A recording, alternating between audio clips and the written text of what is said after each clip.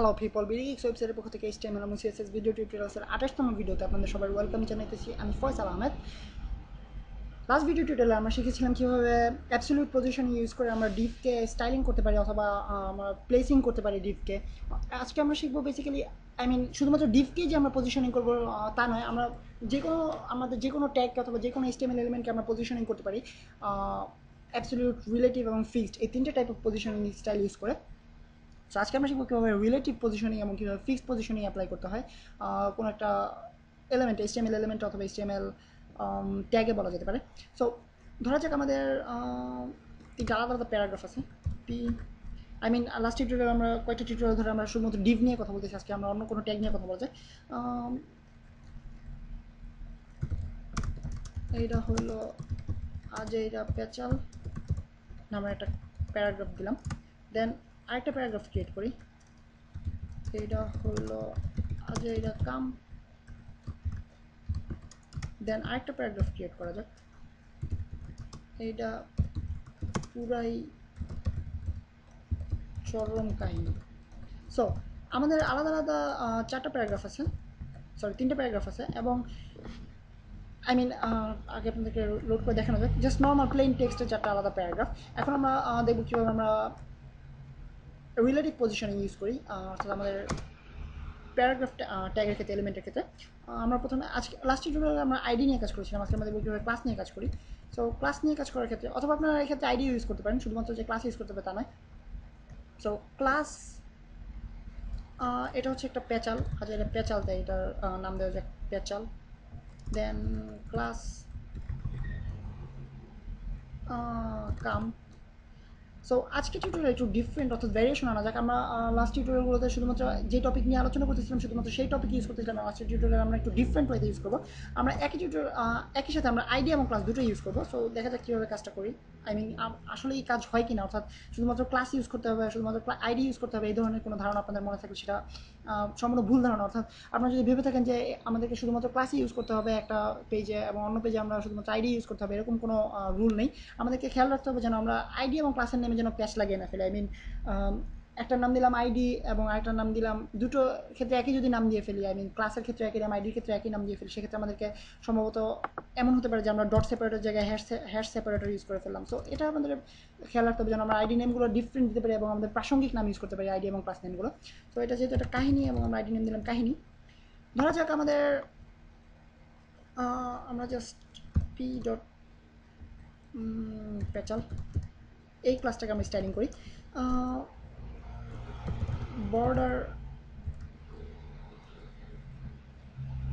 2 pixels solid yellow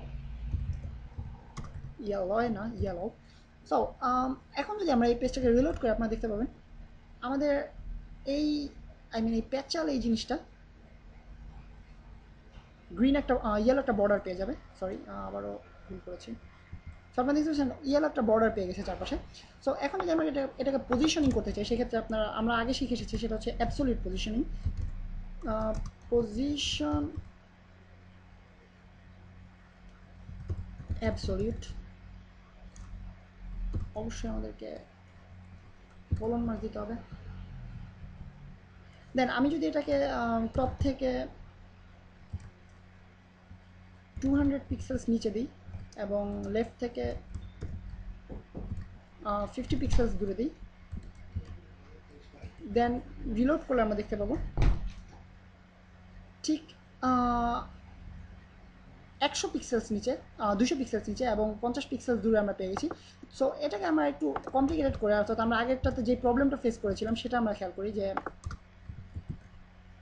absolute পজিশনিংয়ের ক্ষেত্রে আমাদের যে প্রবলেমটা হয়েছিল সেটা হচ্ছে আমরা যদি অ্যাবসলিউট পজিশনিংয়ে আমাদের যদি কোঅর্ডিনেটগুলো হিসাব করে না রাখি, সেক্ষেত্রে একটার উপরে ওভারল্যাপ করে, ওভাররাইট করে, যেটা আমাদের অ্যাবসলিউট পজিশনিংয়ের খুব বড় একটা প্রবলেম। সো আপনারা দেখতে পাচ্ছেন একটার উপর আরেকটা চলে আসছে। সো এই জিনিসটা আমাদেরকে এড়াতে হলে আমাদেরকে অর্থাৎ আমরা অ্যাবসলিউট পজিশনের ক্ষেত্রে আমাদের সব কিছু ধরাবাঁধা হিসাব করতে হবে, বাট আমরা রিলেটিভ পজিশনের ক্ষেত্রে দেখা যাক কী ঘটে।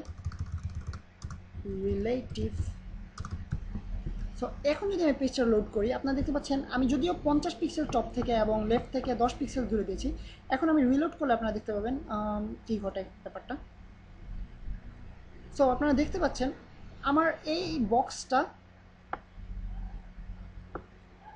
যদিও এখান থেকে এখান পর্যন্ত 100 পিক্সেলস হয়ে গেছে প্রায় সম্ভবত, বাট 50 পিক্সেল না, এটা আপনারা নিশ্চয়ই বুঝতে পারতেছেন, কারণ 50 পিক্সেলস দেওয়া মাত্র আগের বার 50 পিক্সেল দেখেছিলাম আমরা ঠিক এইখানটায় আছে, কিন্তু এখন এটা নিচে নেমে আসছে। সো বেসিক্যালি রিলেটিভ ব্যাপারটা হচ্ছে এমনভাবে হিসাব করে, আমরা অ্যাবসলিউটের ক্ষেত্রে আমরা হিসাব করেছিলাম টপ লেফট কর্নার থেকে, এখান থেকে, বাট রিলেটিভের ক্ষেত্রে হিসাব করা হয় এটার নর্মাল পজিশনটা যেখানে ছিল সেখান থেকে, অর্থাৎ এটা নর্মালি ছিল এখানে, এই জায়গাটা ছিল নর্মালি। সো আমরা যদি পজিশনিংটা কেটে দিই, সরি সেভ করে নিই আমি, পজিশনিংটা কেটে দিলে আপনারা যেখানে দেখতে পাচ্ছেন এখান থেকে হিসেব করবে কোথায় যাবে, অর্থাৎ আমরা যদি রিলেটিভ পজিশনিংয়ে 50 পিক্সেল দিই সেক্ষেত্রে এই জায়গার এখনকার পজিশন থেকে 50 পিক্সেলস নিচে যাবে, এবং যদি লেফট থেকে 10 পিক্সেল দিই এখান থেকে 10 পিক্সেল, অর্থাৎ এইখানে, অর্থাৎ এই পজিশন থেকে নিচে আসবে এবং 10 পিক্সেলস দূরে যাবে। সো আপনারা নিশ্চয়ই বুঝতে পারতেছেন যে রিলেটিভ এবং অ্যাবসলিউটের ডিফারেন্সটা কোথায়। যদি অল্প কথা এবং শর্টভাবে বলতে হয় সেটা হচ্ছে অ্যাবসলিউট হিসাব করে কোঅর্ডিনেটসগুলো টপ লেফট কর্নার, অর্থাৎ এখান থেকে ব্রাউজারের টপ লেফট কর্নার থেকে, বাট রিলেটিভ হিসাব করে আই মিন এটার বেসিক পজিশন থেকে, অর্থাৎ ইনিশিয়াল পজিশন থেকে, অর্থাৎ এটা প্রথমে আমাদের এলিমেন্টটা, অর্থাৎ এই প্যারাগ্রাফ এলিমেন্টটা প্রথমে যে জায়গাটা ছিল ঠিক সেইখান, আই মিন প্রথমে যে জায়গাটা ছিল সেইখান থেকে 50 পিক্সেলস নিচে। আই মিন আপনারা নিশ্চয়ই বুঝতে পারতেছেন এখান থেকে এটার লেন্থ অলরেডি 150 পিক্সেলস টপ থেকে নিচে, বাট আমরা যদি এটাকে ধরা যাক আমরা হ্যাশ কাহিনী, দেন এটাকে যদি আমরা স্টাইলিং করি, পজিশন আর একটা বর্ডার দেওয়া যাক, বর্ডার 2 পিক্সেলস সলিড গ্রিন, দেন আমরা পজিশন দিলাম, পজিশন পজিশন নয় position, position relative top 70 pixels and left, আপাতত লেফট আপনাদের খুব একটা প্রয়োজন নেই, আপনারা এখান থেকে সহজে বুঝতে পারবেন।